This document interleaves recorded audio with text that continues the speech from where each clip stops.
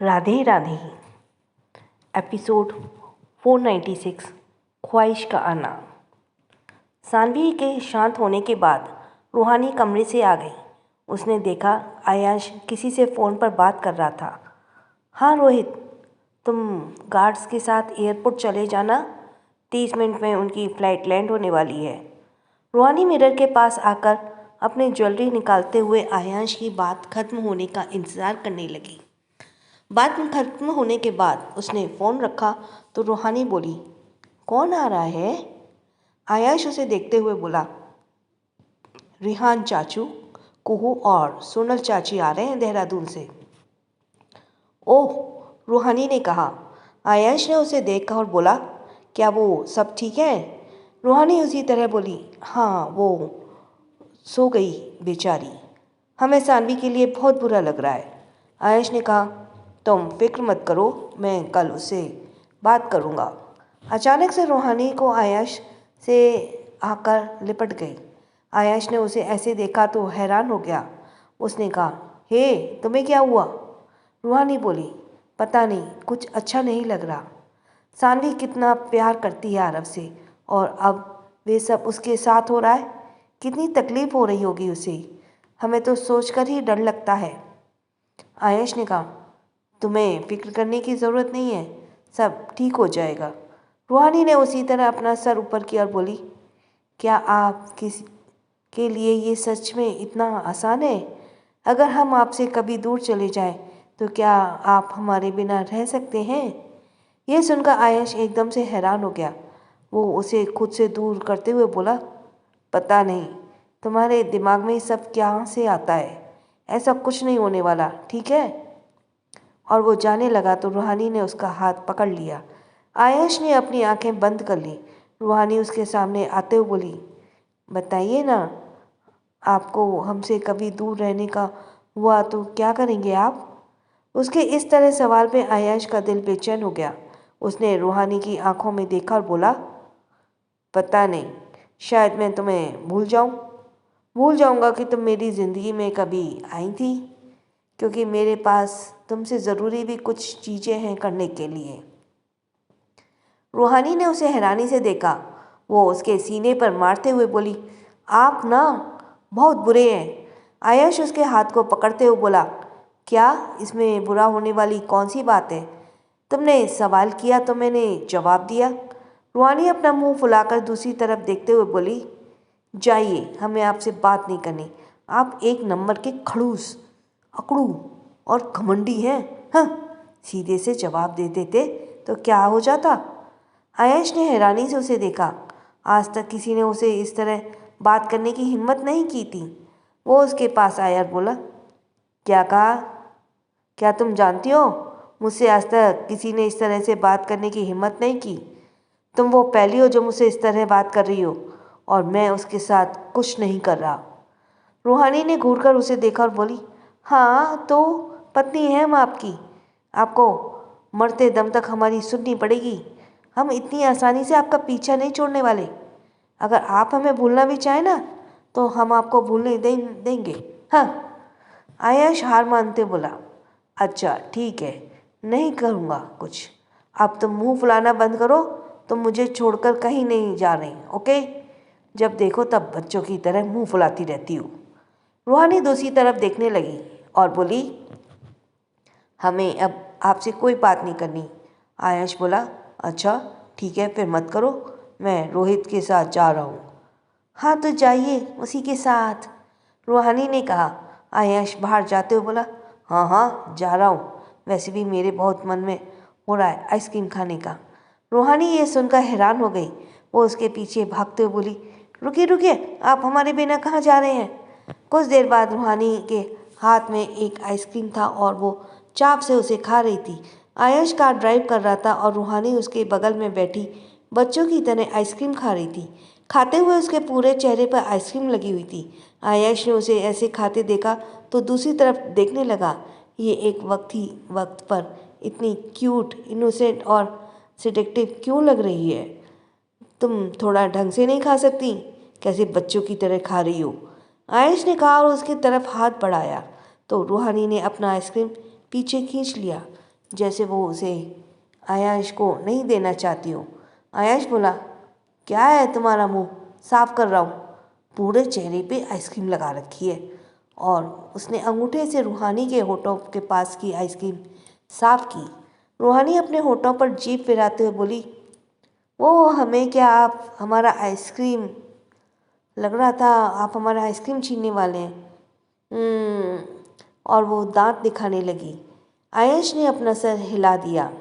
रूहानी आइसक्रीम खाने लगी। कार में सन्नाटा पसर गया।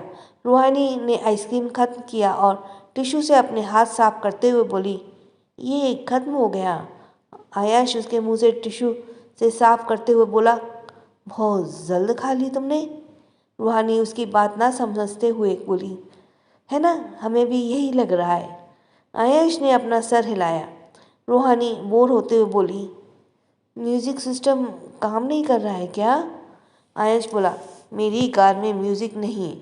वो कह ही रहा था कि रूहानी ने एक बटन प्रेस किया तो एक इंग्लिश सॉन्ग प्ले हुआ। रूहानी मुंह बनाते हुए बोली, ये कैसे गाने सुनते हैं आप? ना को शुरू ना ताल, इसमें कुछ भी तो नहीं है, सुर ताल का तो पता ही नहीं चल रहा। आयश बोला, मेरी पसंद, अगर तुम्हें ये समझ नहीं आ रहा तो इसे बंद कर सकती हो। वैसे भी आज पार्टी में जो किया उसके बाद तुम्हें कम ही पड़ रहा है। रूहानी बटन प्रेस करते हुए बोली, हाँ, क्योंकि मरने से पहले हम सब कुछ एक्सपीरियंस करना चाहते हैं। पता नहीं कल हमारी लाइफ कैसी होगी होगी भी या किसे पता। आयश ने हैरानी से उसे देखा। ये लड़की कभी भी कुछ भी बोलती रहती है। कुछ देर बाद रूहानी को एक गाना मिला और वो उसे गाने लगी। आयश ने अपना सर हिलाया। वे दोनों एयरपोर्ट की तरफ जा रहे थे। उन्हें जरा भी अंदाज़ा नहीं था कि कोई उन पर नज़र रखे हुए है। एक आदमी एक बड़ी सी बिल्डिंग के ऊपर टेलीस्कोप से आयश की कार को जाते देखते हुए किसी से फ़ोन पर बोला, बॉस, वो कार में है और कहीं तो उड़ा दूँ उसे। सामने से किसी ने कुछ कहा तो उसने हाँ में सर हिलाया। रूहानी और आयश कुछ देर बाद एयरपोर्ट के बाहर पहुंच गए। फ्लाइट अभी अभी लैंड हुई थी, इसलिए आयश और रूहानी कार में ही बैठे उनके आने का इंतज़ार करने लगे, क्योंकि अगर वे बाहर आते तो कहीं ना कहीं से उनके आसपास भीड़ लग जाती। वहाँ रोहित भी मौजूद था। रोहित को देखकर रूहानी कार से बाहर आ गई। बाहर आते ही रूहानी की नज़र एयरपोर्ट के बिलबोर्ड पर पड़ी, जिसमें रूहानी और आयश की वो पार्टी वाली परफॉर्मेंस चल रही थी। रूहानी ने देखा और उसने मुंह पर हाथ रख लिया। वो बोली, ये नामुमकिन है।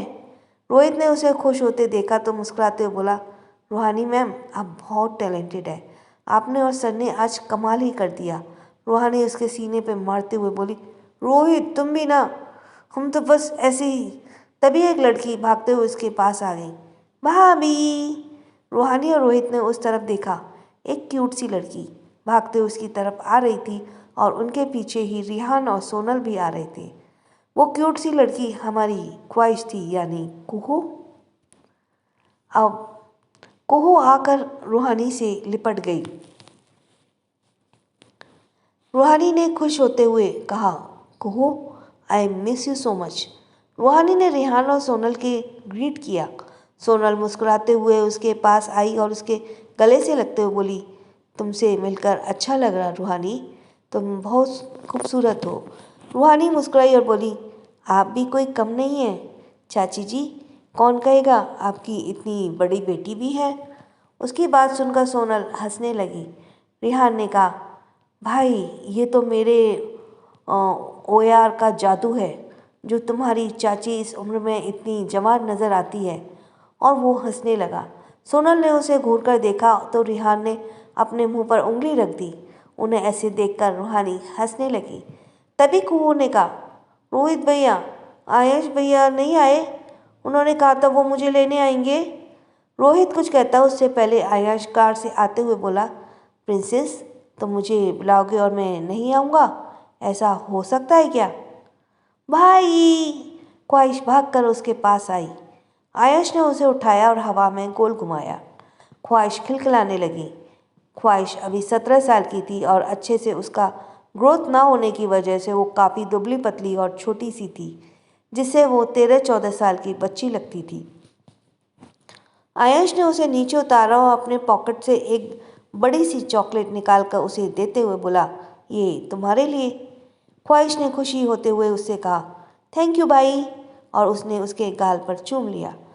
सोनल बोली, आयंश तुम इसे बिगाड़ दोगे। आयंश उसके गाल लगाते हुए बोला, आंटी, कुहू मेरी बहन है, the great businessman Ayansh Raizada की बहन, इसके लिए इसका बिगड़ना तो बनता है। सोनल ने अपना सर हिलाया। रोहन बोला, हाँ हाँ, इसे और बिगाड़ो। जब ये तुम्हें हर रोज़ इसके लिए परेशान करेगी ना, तब समझ आएगा। आयंश उसके गले लगते हुए बोला, तो क्या हुआ चाचू, ऐसी कोई चीज़ नहीं है जो कुहू कहे और मैं उसे दिला ना सकूं। रिहान बोला, बस बस, इसीलिए मैं यहाँ आने की जिद करती रहती है ये, ताकि तुमसे ये अपना सारा काम निकलवाए। तुम नहीं जानते हो, ये बहुत बदमाश है। आयंश ने कुहू को देखा और उसके बाल बिगाड़े। कुछ देर बाद वे वहाँ से घर के लिए निकल गए। घर में सोना और अंश उनके आने का इंतज़ार कर रहे थे। ख्वाहिश ने उन्हें देखा तो भागकर उनके पास आ गई। बड़ी मॉम, बड़े पापा। सोना ने उसे देखा तो बहुत खुश हो गई। उसने उसे अपने सीने से लगा लिया, जिससे उसे काफ़ी सुकून और का एहसास हुआ। बड़ी मॉम, आप बहुत प्रिटी लग रही हैं। सोना रोते हुए भी मुस्कुराई और बोली, तुम भी बहुत बड़ी हो गई हो। अंश उसे देखकर मुस्कुराया। ख्वाहिश अंश से मिली। उसने अपने कमर पर हाथ रखा और नखरे करते हुए बोली, बड़े पापा, मैं आपसे बहुत नाराज़ हूँ। आप कुछ दिन पहले ही देहरादून में थे ना, फिर भी मुझसे मिलने नहीं आए। अंश अपनी प्रिंसेस को ऐसे देखकर अपने कान पकड़ते हुए बोला, आई एम सॉरी प्रिंसेस, बड़े पापा कुछ काम से बिजी थे, इसलिए आपसे मिल नहीं पाए। ख्वाहिश उनके हाथों के नीचे करते हुए बोली, ठीक है, मैंने आपको माफ़ किया। और आप ये क्या कर रहे हैं? आपका ये सब करना मुझे अच्छा नहीं लगता। अंश हंसने लगा। ख्वाहिश उसके गले से लग गई। सोना सोनल के गले लगते हुए बोली, कैसी हो सोनल? सोनल मुस्कुराते हुए बोली, मैं ठीक हूँ भाभी, आप कैसी हैं? सोना ने हाँ में सिर हिलाया। रिहान अंश से मिला। कैसे हैं भैया? रिहान बोला तो अंश ने कहा, मैं ठीक हूँ छोटे, तुम कैसे हो? रिहान ने कहा, मैं भी एकदम ठीक हूँ। सोना ने कहा, तुम लोग कमरे में जाकर फ्रेश हो जाओ, हम तुम लोगों के लिए कॉफ़ी लेकर आते हैं। सोनल ने हाँ में सिर हिलाया और कुहू से बोली, कुहू जाओ अपने कमरे में, सुबह तुम्हें एकेडमी जाना है ना? ख्वाहिश सोना से लिपटते हुए बोली, मोम, मैं आज बड़ी मोम के साथ सोऊंगी। कुहू। सोनल कह ही रही थी कि सोना ने कहा, कोई बात नहीं, आज कुहू हमारे साथ सो रही है, तुम लोग जाओ फ्रेश हो जाओ। सोनल ने हाँ में सिर हिलाया। कुछ देर बाद सोना ने रिहान और सोनल के लिए कॉफ़ी बनाई और उन्हें देकर कमरे में आ गई, जहाँ पर ख्वाहिश बेड पर अपना बैग खोलकर बड़ी बैठी थी और अंश उसके पास बैठा था। कुहू बैग में से एक बड़ा सा गिफ्ट पैक निकालते हुए बोली, बड़े पापा, ये आप दोनों के लिए है। अंश ने कहा, अरे वाह, तो हमारी प्रिंसेस हमारे लिए गिफ्ट लेकर आई है। और वो उसे खोलने लगा तो कुहू उसके हाथ पर मारते हुए बोली, नहीं, आपको ये अभी नहीं खोलना, आप इसे बड़ी मॉम के साथ खोलना। अंश ने कहा, ओह ओके, जैसा तुम कहो। सोना उसके पास आते हुए बोली, क्या है इसमें? अंश उसे देखते हुए बोला, अच्छा हुआ रूम तुम जल्दी आ गई, देखो हमारी प्रिंसेस क्या लेकर आई है हमारे लिए। सोना ने उसे खोला। उसमें उन तीनों की बड़ी सी पेंटिंग थी। उनमें अंश लेफ्ट साइड में खड़ा था और सोना राइट साइड में खड़ी थी और उनके बीच में ख्वाहिश मुस्कुराती हुई खड़ी थी। सोना ने उसे देखा और फिर से इमोशन हो गई। ख्वाहिश ने कहा, कैसी हैं? सोना उसे गले लगाते हुए बोली, बहुत अच्छी है, थैंक यू बेटा। ख्वाहिश उसे हक करते हुए बोली, बड़ी मॉम, आपको पता है मैं आपको बहुत मिस करती हूँ, अभी कभी कभी लगता है मैं हमेशा आपके पास रहूँ। उसकी बात पर सोना सुबकते हुए बोली, हम भी तुम्हें बहुत मिस करते हैं बेटा। अंश ने दोनों को ऐसे देखा और कहा, बस बहुत हो गया, ये अभी आई है और तुम उसे रुलाने लग गई। सोना उसके आंसू साफ करते हुए बोली, ओह सॉरी बेटा, हम बस। अंश बोला, ठीक है, हम अब बातें कल करते हैं, अब तुम दोनों सो जाओ, मैं गेस्ट रूम में जा रहा हूँ। सोना ने हाँ में सिर हिलाया। अर्श ने उन दोनों को माथे पर चूमा और उन्हें गुड नाइट कहकर कमरे से बाहर चला गया। सोना और कुहू बेड पर लेट गए। आधी रात होने पर ख्वाहिश की आंखों में नींद ही नहीं थी। वो देहरादून की बातें सोना को बता रही थी और सोना उसे बहुत प्यार से देखते हुए सुन रही थी। कुछ देर बाद वे दोनों बातें करते हुए सो गए। सुबह का वक्त। सो प्लीज़ जल्दी जल्दी सब्सक्राइब कर दीजिए। जिनका रह गया एक सिंगल टच सब्सक्राइब बटन पे और चैनल सब्सक्राइब हो जाता है। पता नहीं कुछ आपका उसमें कोई कॉस्ट नहीं लगती, कुछ नहीं लगता, सिर्फ एक मतलब प्रेस करना होता है, एक फिंगर टच करनी होती है, तो जल्दी से करो ना। सुबह का वक्त। सानवी को पता चला आज उसके डैड गेस्ट रूम में सो रहे हैं क्योंकि ख्वाहिश, रिहान और सोनल आ गए थे। सानवी को अंश से कुछ बात करनी थी, इसलिए वो उठते ही अंश से बात करने कमरे से बाहर आ गई। उसने कमरे का दरवाज़ा खटखटाया तो कुछ देर बाद अंश ने दरवाज़ा खोला। सानवी ने अपने सामने देखकर उसकी भौहें सिकुड़ गई। सानवी ने बिना किसी भाव से उसे देखा और बोली, dad, I need your help. अंश ने कहा, हाँ प्रिंसेस बोलो, क्या चाहिए तुम्हें? सानवी ने कहा, क्या आप मिस्टर कपूर से हमारी मीटिंग फिक्स करेंगे? हमें उनसे बात करनी है। अंश ने हाँ में सिर हिलाया और बोला, ठीक है, मैं तुम्हें वहाँ ले चलता हूँ। सानवी बोली, नो डैड, हम हमारा काम खुद कर लेंगे। अंश ने उसे आगे कुछ नहीं कहा। क्या करने वाली है सानवी? क्या होगा आगे? क्या देखना सुनना है? जल्दी जल्दी सब्सक्राइब किया या नहीं, अभी रह गया आप? एपिसोड 497, ऐना की बकबक। सुबह के 10 बज रहे थे। सानवी की कार एक बड़े से आलीशान घर के आगे आकर रुकी। सानवी ने पैसेंजर सीट से एक खूबसूरत सा बुके लिया और कार से बाहर आ गई। आज उसने ऑफ वाइट कलर का सूट पहना था, पैरों में काले रंग की हाई हील्स, आंखों में काले रंग का चश्मा था। उसने अपने आसपास देखा, वहाँ पर गार्ड्स पहरा दे रहे थे। वो इस वक्त रणवीर के घर पर थी। सर्वेंट ने घर का दरवाज़ा खोला तो सानवी अंदर आ गई। उसने देखा घर बहुत ही सुंदर है। एक नौकर उसके पास आया और उसे वेलकम करते हुए सोफे की तरफ इशारा किया। सानवी ने अपना सर हिलाया और सोफे पर बैठ गई। उसने अपनी आंखों से चश्मा हटाया और घर को देखने लगी। पॉलिटिशियन का घर होने की वजह से ये थोड़ा सिंपल था, लेकिन बहुत ही आलीशान था। सानवी ने अपने हाथ की घड़ी का समय देखा। उसने गहरी सांस ली। इधर रणवीर अभी अभी वॉशरूम से शावर लेकर बाहर आया था। वह मिरर के सामने खड़ा होकर अपने बाल सुखा रहा था। उसने कमर में सिर्फ टॉवल बांध रखा था। मिरर में उसके 6 पैक्स एब्स बहुत कमाल के दिख रहे थे। ऐसा लग रहा था काफ़ी मेहनत से उन्हें बनाया गया है। तभी बोलकर जिसने सानवी को अटेंड किया था, वो नौकर वह कमरे में आया और बोला, रणवीर बाबा, मिस रायज़ादा आई हैं। यह सुनकर रणवीर हैरान हो गया। क्या? कहाँ है वो? नौकर ने कहा, बाबा, मिस रायज़ादा लिविंग रूम में हैं। रणवीर ने कहा, ठीक है, उन्हें सर्व करो, आता हूँ।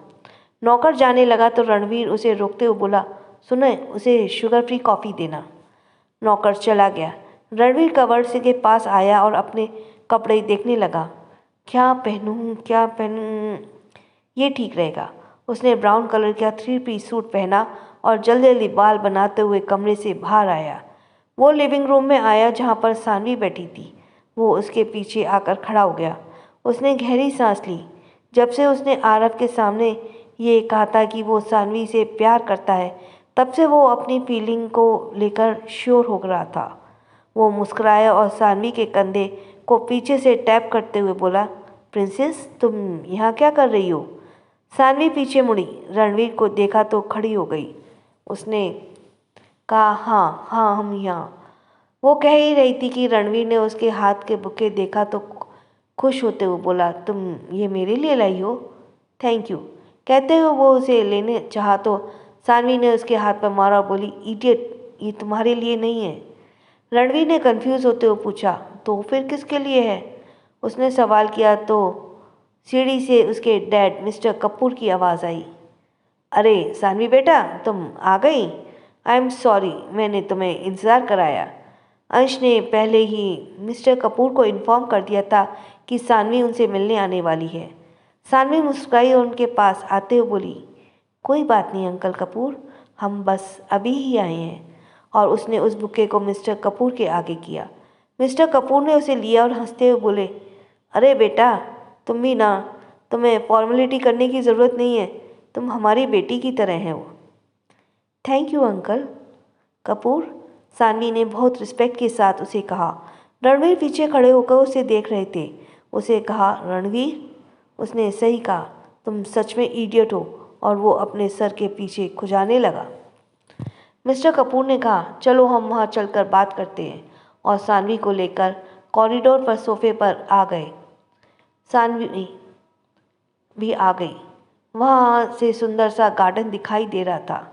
तभी नौकर उनके लिए कॉफ़ी और चाय लेकर आया। सानवी ने कहा, हमें शुगर फ्री कॉफ़ी पसंद है। नौकर ने कहा, मैम ये शुगर फ्री कॉफ़ी ही है। सानवी ने हैरानी से कहा, पर आपको कैसे पता? हमने तो आपको नहीं बताया। नौकर ने कहा, जी वो रणवीर बाबा ने बताया। सानवी मुस्कुराई और कॉफ़ी लेते हुए बोली, थैंक यू। नौकर चला गया। मिस्टर कपूर ने चाय पीते हुए कहा, बताओ बेटा तुम्हें मुझसे क्यों मिलना था? सानवी ने कहा, जी अंकल कपूर, हमें आपसे कुछ बात करनी है। उसने कॉफ़ी को टेबल पर रखा। मिस्टर कपूर उसके आगे बोलने का इंतज़ार करने लगे। सानवी ने कहा, अंकल कपूर, सुना है आपकी लीगल टीम के प्रेसिडेंट मिस्टर कुमार कुछ ही दिनों बाद रिटायर होने वाले हैं और अगला प्रेसिडेंट मिस्टर सिंह बनने वाले हैं। मिस्टर कपूर ये सुनकर थोड़े सीरियस हो गए। उसने कहा, हाँ, पर यह बात तुम्हें कैसे पता? सानवी हल्का सा मुस्कुराई बोली, ये आप छोड़ दीजिए, हम आपसे कहना चाहते हैं कि हमें मिस्टर कुमार की पोस्ट चाहिए। ये सुनकर मिस्टर कपूर की भौहें रिलैक्स हो गई। वो पीछे टिक कर बैठे और मुस्कुराते बोले, और तुम्हें वो पोस्ट क्यों चाहिए? सानवी ने कहा, क्योंकि हमें पता है हम इसके काबिल हैं।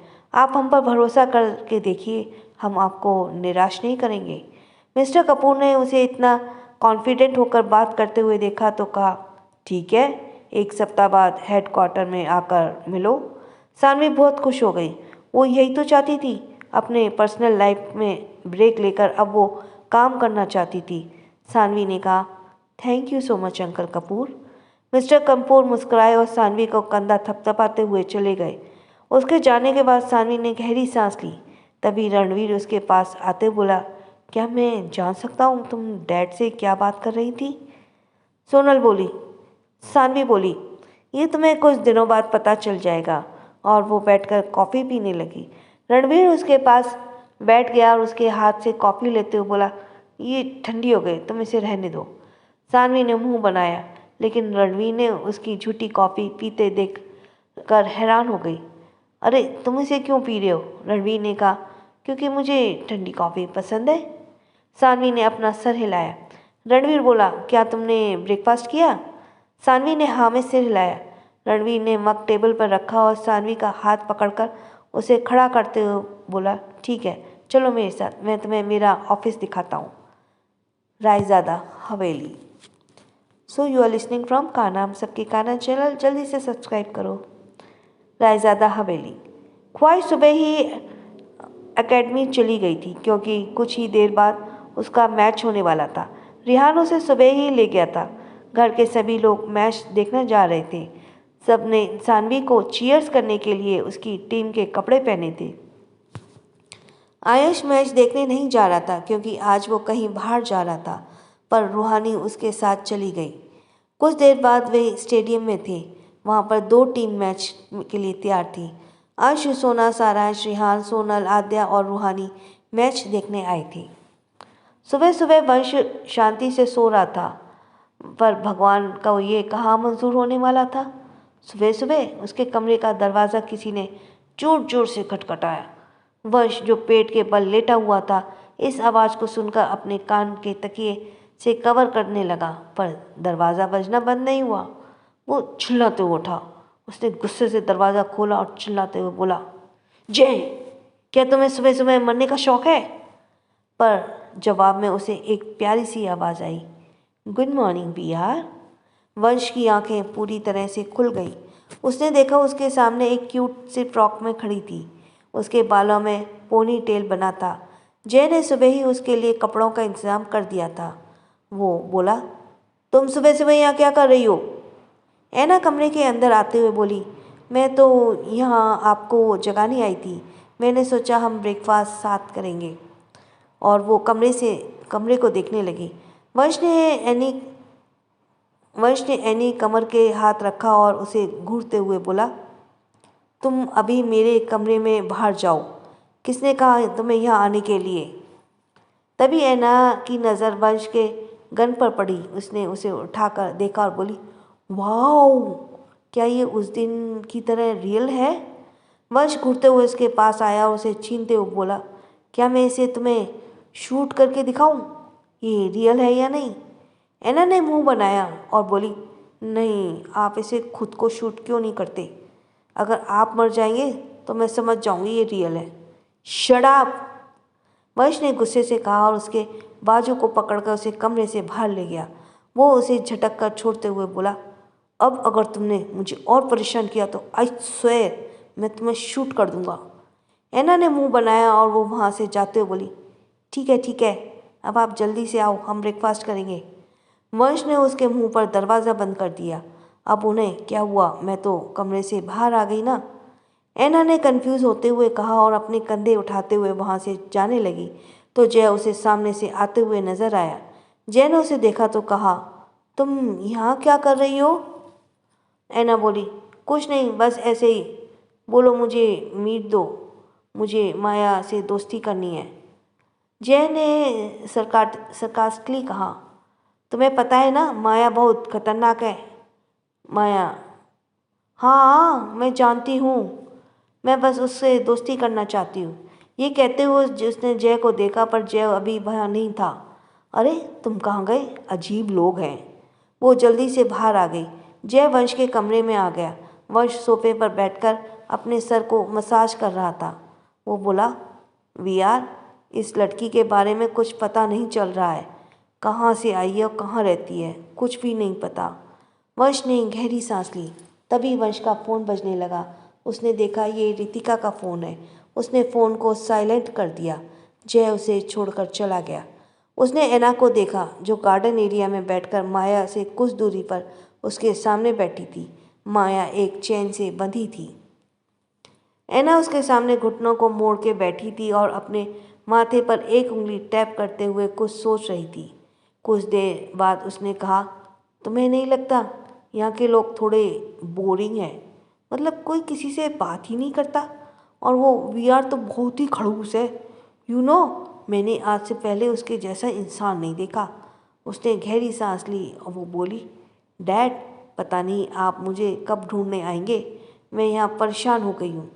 उसने एक आह भरी और कुछ सोचने लगी पर माया का उसकी बातों से कोई फर्क नहीं पड़ रहा था। वो अपने पंजे चाटने में बिजी थी।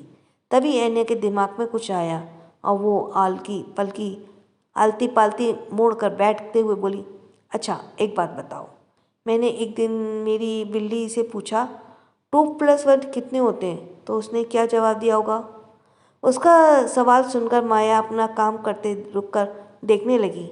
ऐना हंसते हुए बोली, अरे बुद्धू, वो कैसे जवाब देगी? वो बोल तो नहीं सकती है। हा हा हा हा। और वो अकेले अकेले हंसने लगी और माया उसकी बकवास सुनकर परेशान होते हुए उसे घूर रही थी। उसके दांत अब दिखने लगे थे। ऐना बोली, अच्छा एक और सुनो। वो उससे बातें करने लगी। तभी एक टैक्सी सीधा घर के सामने आकर रुकी और एक लड़की उससे बाहर आई। जय जो कब से ऐना को देख रहा था उसका ध्यान जब उस लड़की पर शिफ्ट हो गया। रितिका को वहाँ देखकर जय हैरान हो गया क्योंकि जय को पता नहीं था रितिका यहाँ आएगी। रितिका परेशान होते हुए उसके पास आई और बोली, जय, वंश कहाँ है? वाओ, अब तो इस लड़की का उसका नाम भी पता है। जय ने सोचा, एक कमरे की तरफ इशारा किया। रितिका उस तरफ भागी। उसने जल्दी से कमरे का दरवाज़ा खोला और अंदर चली गई। उसने देखा वंश सोफे पर आराम से बैठकर फ़ोन चला रहा है। वो गुस्से से उसके पास आई और उसे घूरते हुए बोली, वंश, मैं कब से तुम्हें फ़ोन कर रही हूँ, तुम मुझे अवॉइड क्यों कर रहे हो? तुम्हें पता है मैं कितनी परेशान हो रही हूँ तुम्हारे लिए। रितिका ने को अपने सामने देखकर वंश भी एक पल के लिए हैरान हो गया। ये यहाँ तक आ गई? उसने टी शर्ट पहना और इसलिए रितिका उसके चोट नहीं देख पा रही थी। उसने उसके लाल चेहरे को देखा। वो सोफे से खड़ा होते हुए बोला, हाँ मैं बस अभी सोकर उठा हूँ। और वो उसके गले से लग गया। रितिका को अजीब सा फील हुआ। उसने अपनी आंखें बंद कर ली और धीरे से अपना मुंह वंश की पीठ पर रखा। वंश को रितिका का साथ हमेशा से बहुत अच्छा लगता था। इस वक्त भी वो उसकी बाहों में बहुत अच्छा महसूस कर रहा था। कुछ पल बाद वंश रितिका से दूर हुआ, उसके चेहरे को देखते हुए बोला, पर तुम यहाँ क्या कर रही हो? और वो उसके चेहरे से बालों को हटाने लगा। रितिका हिचकिचाते हुए बोली, वो मुझे लगा कुछ हुआ है, इसलिए मैं तभी उसकी नज़र वंश के गर्दन के पास एक खरोंच पर पड़ी। ये क्या हुआ? वो उसके पास आई और उसके कपड़ों को हटाकर देखने लगी। उसके शरीर पर चोट देखकर रितिका हैरान हो गई। उसने कहा, ये क्या हुआ है तुम्हें? वंश ने दूसरी तरफ देखा और कहा, यह सब माया ने किया है। रितिका उसे घूरते हुए बोली, माया? कौन माया? क्या तुम किसी लड़की के साथ थे? ये कहते हुए उसने उसके पेट पर मारा। वंश उसका हाथ पकड़ते हुए बोला, नहीं मैं किसी लड़की के साथ नहीं था। तो फिर ये माया कौन है? रितिका अपने हाथों को बांधकर उसे घूरने लगी। वंश ने उसका हाथ पकड़ा, उसे बाहर ले जाते हुए बोला, चलो मैं तुम्हें उसे मिलवाता हूँ। और वो उसे ले आया। वे दोनों बाहर ही आ गए। वहाँ पर माया को चैन से बंधा गया था। रितिका ने उसे देखा तो वो भी हैरान हो गई। वंश माया के पास आया। माया ऐना की बातें सुनते हुए परेशान होकर सो रही थी, पर वंश को स्मेल करने के बाद उसने धीरे से अपनी आंखें खोली। वंश और रितिका को देखकर माया सीधी हो गई और जोर से अपनी गर्दन हिलाने लगी। वंश ने कहा, ये माया। रितिका के होठों पर मुस्कान आ गई। माया बहुत कमाल की थी। वो बोली, ये तुम्हें कहाँ से मिली? वंश ने उसे सब बताया। वो सब सुनकर रितिका के चेहरे पे चमक गायब हो गई। वंश ने उसका हाथ पकड़ा और बोला, चलो मैं तुम्हें इससे मिलवाता